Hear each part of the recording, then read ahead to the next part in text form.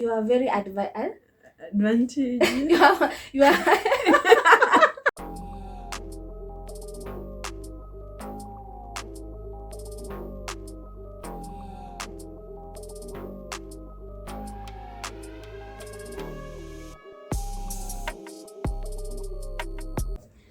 Hello guys, it's your girl Aisha. Welcome back to my channels. As you can see today, I have a visitor over here. She will introduce herself. Okay, my name is Marcy. A makeup artist. I am an upcoming makeup artist.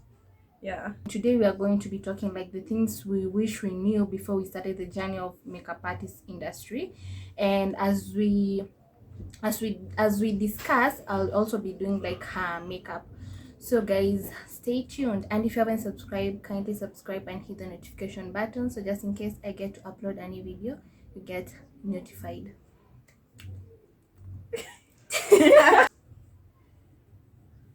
Question 1. Why did you want to become a makeup artist? Is it for fun or business wise? Okay, for my case, I started as for fun. I used to see like watch tutorials video, and I'm like, let me just practice on my face. Then my sister told me like I can do it like business wise. I can start like charging people to do makeup on their faces, because I always used to do also on her face. So that's when I decided like I want to do it like business wise. For me, it was for fun. Like back in campus in second year. Let's say we are going out, just going out, So like people, I used to have like a small palette. They were not original stuff, but it really came through for that time. So I used to do other people's makeup, and from that I later came to see I can make it Like a business. Yeah, like a business, and it really did well. Yeah, so I can say for both fun and business. Yeah. Next question. What did you start with when you started your makeup journey? Okay, for my case, I started with Du Bois products. To be honest, I started with Du Bois products because I always saw like these other products were too expensive for me at that time. I could not like afford, and so I just used the Du Bois products for my face and my sister's face and some few friends of mine as I practiced. Yeah, those are the products that I started with. Okay, and so what did you invest with? How much did you use when you started now buying the real products, the real original products? For the original product, I started with not even primer. I started with the foundation first. After foundation, I started with the foundation and compact powder. Those were the two original stuffs that I used as a beginner. The rest was still like Du Bois products. Yeah. Okay, for me, even I didn't know Du Bois by that time. That was in 2017, so like I didn't know about Du Bois. So I just went to Aka boutique. Yeah, she was selling makeup stuff and hair stuff. So like I got a MAC fake powder and foundation, and yeah, only that. I didn't and brushes, the 300 one, the 300 bob one, the one which has the necessary brushes only. Yeah. So yeah, that's what I started with, and then later on when I invested, now I started with just original foundation and original powder, because that is what is important. Yeah, by the way, that's what I see. It's like it's always important, like the foundation thing. I also started like with the foundation plus the brushes. You had seen my first brushes. Hey, only God and I know. Like, hey, the brushes are hey. But I still have mine. Some of the brushes. You I still have them. Imagine I don't. I don't have for them. memories. But it's good to have them for memories. Yeah. What tips would you like to give someone who wants to start their makeup journey as an artist, or maybe for their own benefits? Yeah. What I would advise you guys is like, please don't quit your job first. If you want to like start being a makeup artist and you're still working under someone, like doing another job, don't quit. Continue doing that, because that job will give you like the capital to buy the products that you need for your makeup journey. That's what I would advise. Yeah. Okay, for me, I'll say start with what you have. Even if you have to go to Dubai, go and buy maybe an eyeshadow palette. There you can get from 400, 300. You can get something. And as you grow, you start now investing pole pole, because you can't buy everything At at once. once, yeah? Because these products, actually, they are very expensive out here. They're yeah. very expensive. Don't break your bank just because or you want to please, oh haha. Just use what you have. If you have that small amount, that boys product, use it fast. As you grow, you will like grow your kit. Yeah. Don't like break your bank. Mm-hmm. So the next tip is like networking. Like engage yourself with people who do makeup, watu wenye wanauza people who sell products. Kai I started speaking Kiswahili. People are selling products, people are doing like makeup, like her, us networking, you see, because she might know some stuff that I myself I don't know. You say we get to teach each other. So if like you're upcoming makeup artists, if you connect with people like who know more, at least they can teach you some stuff and the products to use, the process, like how you can get your clients, all that. New products you've never used. Yeah. Like the ones which are original, where you can buy original products. Yeah. Even YouTube helps in a way. Yeah, by the way, YouTube helps in a way. Yeah. Even these influencers, like makeup influencers who are like on Instagram. By then, I follow like quite a lot of them, because that's where I get my inspiration, in learning new tips and all that. Because at the end of the day, you can't say you'll start the journey yourself. You really need advice, from other people as well. Then for me, the other tip I've learned so far, marketing. Marketing helps not only in social media channels, also friends. Even when you go to an event, make some flyers, small flyers, which you can give people. Now, they'll be able to know this is what you do. These are the services you offer. Tell a friend, family members. Yeah. So like the next tip is, what I'll advise you is, as I'd say, don't break your bank buying like products. You can start with buying like the most lighter shade and the most darker shade, so that you can mix and get the shade of a client. Like you see my client for today over here. I have mixed two shades, because I've used these two shades to mix to get like her color, because you might not be able like to buy like variety of shade, like from the most lighter one to the most darkest shade. So you can just buy like the most highest shade, lighter shade, and the darker one, and plus some few at the middle. Then you can mix them. It will be very, very helpful. Yeah. Even for me now, I'm using like two shades, because you can't get a perfect shade. Yeah. So I feel like it really helps a lot.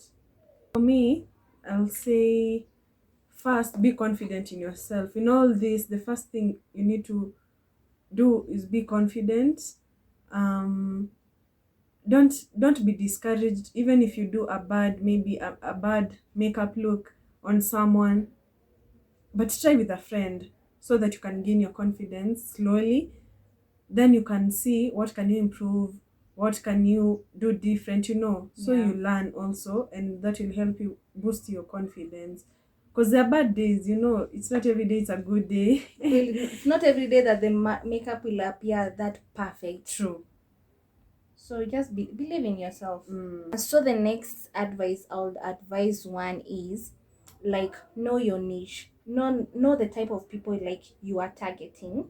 You may be targeting like students, high-end people, or like the middle class one. So like know which type of people you are targeting, so that, because let me say, like, you can't be charging so expensive, like let's say to like the high end clients, and you're so obviously like you're charging them expensive, and maybe you're using like low end products. Okay, you might use, but to some extent, some clients will be like, you're charging me this much, and the product that you're using, it's not that much. It doesn't like add up. Yeah. So like know your niche, the type of people you are targeting, so that you can continue with your journey. That's what I would advise. So let me ask, what's your target audience for you? For me, my target audience is middle class. Still in campus, so I've just finished the other day. So for me, my target audience was students, or is still students, because there are people I still know from school.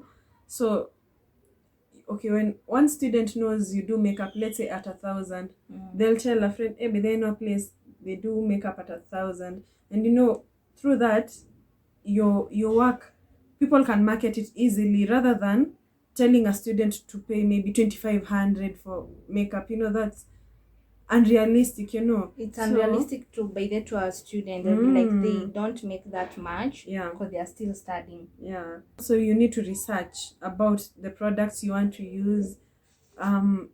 Okay, now search, as in these tips you are saying, you need to know also these tips before you start your makeup journey, so that it can help you through it. See, at you just start, and then you don't know where you're going, you don't what you're using. what you're using, where to start. So you need to research. Research is really important, because you still have to know like your clients, which type of face are they oily, dry, normal, so that you can know the products that you're going to be using, because you can't be using the product for an oily person to a very dry person. By the way, did you learn to do your makeup from? I never say YouTube, because I'm not a person who sees and does. I don't like get it easily. So I'd say I started with just practicing it on myself. So when I perfected it on myself, now I started doing it on other people. So I wouldn't say YouTube really played a major role, but it helped a lot. It really helped, because I learned from Rosina Sharon, I've forgotten the other lady's name, but they used to do a Du Bois haul, where they were buying products, and that's where I started now, and that's why I started buying like my products from Du Bois, like lashes, the simple things. So you learn from other people as well. Yeah, true. Me, I learned from YouTube, because I used to watch what's her name, Marcy, and there is this lady, she's called Taylor Made Jane, something like that. Those are the people that I used to watch, and plus Esther Korea. I used to plus Rosina too. I used to watch them like do their makeup, and that's how I watch. I try and practice. It fails, I don't give up. I still try. That's the spirit. Just continue trying, and you'll by then you'll end up perfecting yourself, and be like, mwah. So another tip is like, are you a freelance makeup, or a freelance makeup artist, or a studio makeup artist? For my case, I'm a freelance makeup artist. And the advantage of a freelance makeup artist, like, you can go anywhere. But the disadvantage is, let's say you have a client in Rongai at this time, like at 12, let's say at 12, and you have another client in Thika Road at 2. You see, that's a disadvantage, because by the time you prepare, you pack your stuff, go there, it will be late. So that's the disadvantage of a freelance makeup artist. A studio makeup artist, I think also like the advantage is like most clients they're coming there, you don't have like to use so much energy, all that, because the clients have to come to your studio. But there's a disadvantage is you can't move from that place. Most likely if you have been hired by someone, because you can't leave, you just have to stay there, wait for the client to come, the walk-ins, or maybe the ones who have booked. That's when you can like do their makeup. Otherwise, but maybe one day, God willing, we might have our own studio. Not we might. We We will. will have. Manifest. We are manifesting. We will have our own studios. Yeah. Okay, for me, I think I've seen different types of makeup artists, from SFX, which is special effects, makeup for bridal. But I think for freelance now, it includes like bridal makeup. Sindio, because Yeah. see, lazima you be just you only do bridal makeup. You can do every type of makeup. It depends with your creativity. If you like the special effects and a client wants that special effect, bridal, body painting, you see all that. If you are good in all that, you have a very you are very advantage. you are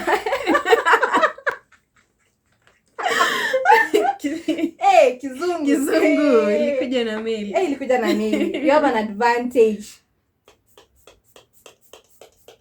What are the things you wish you knew before you started your makeup journey?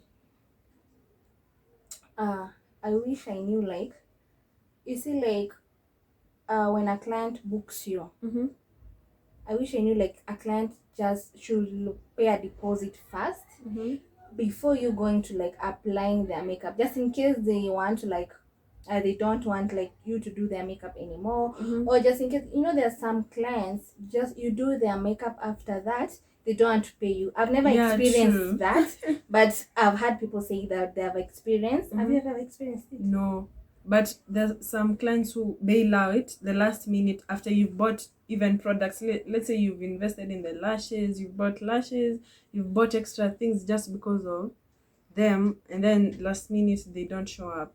Imagine they don't show up, or you have done their makeup, you have taken your time creating this beautiful look, and they don't want to pay you. Why do not pay like someone's work? They have taken their time, product, energy, and you don't want to pay them. That's not good, and it's so discouraging. Yeah, it's so discouraging.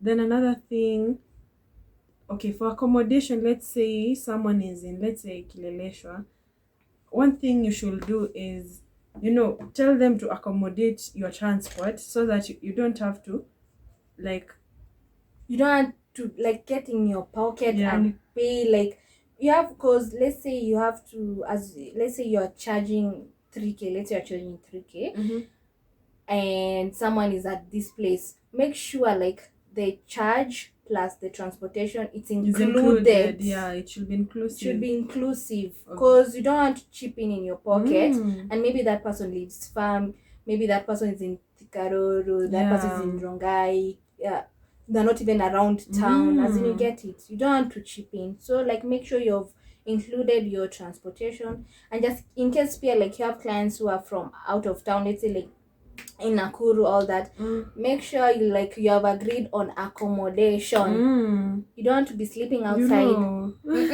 Yeah, you check the hotel that you're sleeping. See, Kaale to lodge. No, a good place, a place that suits you. Okay, we're not saying like you should go and sleep like at a high end place. But you should check where you're sleeping. Yeah, true. Yeah, I've seen makeup artists who travel even to South Sudan, to Tanzania, from Kenya. So I feel like you should know the person. Kwanza, you should talk with the person, know they're genuine. They should send the deposit first before anything else. You should know where you're sleeping.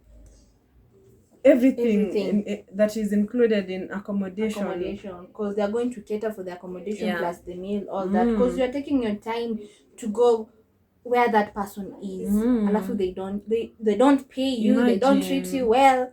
That's not okay. Yeah, that's not. So the last advice I would advise is, when you go to see a client, please don't allow people to touch your products.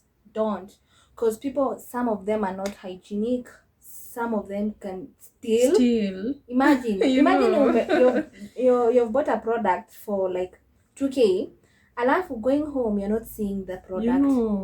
Like, hata kama ni aso, that 100 bob, it's painful. No, don't allow people like touching your product. Some of them are not clean. They might break them, and you see, don't. And let me just give advice. If you are that client who like touching people's products all the time, just ask, please ask, like, can I see this or this before like touching it?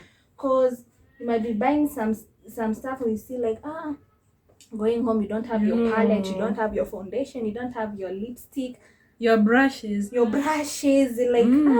where did my brush go? Me recently I lost my brushes and you know I had to go and buy brushes and I'm like, where did this brush go? You know, because as in when you have a lot of clients, a lot of people, you know, some people crowd when you're doing the makeup, so you don't know who's who. So watu tu wanatoka from your products, you know, taking your products. And brushes are expensive. Brushes too are very expensive. So you need to be careful with your products because you know you can't also control people because Wakenya ni wale. First advice, I'd say don't try products because you've seen another person using it. I mean, it's not wise. Let's say your budget haiendani with that person. Let's say Fenty, let's give an example. Fenty, you can get it from 5,500 to 6,000, you know. So just because you've seen this makeup artist using Fenty, you want to go and buy Fenty, yet you can't afford Fenty, you know. So you should just buy products that are within the range of your budget. Yeah. So that's it for today, and this is how it came out. So beautiful. How do you see it? I love it. She's a pro. If another makeup artist says that he or she loves your work, hey, you know you're doing something. It means a lot. It means a lot coming from her, from a fellow makeup artist saying that she loves my work. I really, really appreciate. Thank you. You're welcome. By the way, thank you so much for coming for the collabo, guys. And she also has an Instagram account plus her makeup account. I'll put them over here if you want to contact her for makeup services, because each job your makeup artist, there are so many clients. I can't be selfish just because I want to be like the only makeup artist. No, if I'm somewhere and I am not like available, I can refer you to her so that she can do your makeup, because there are so many clients over here. So don't be selfish, guys. Don't be selfish. We learn from each other. True.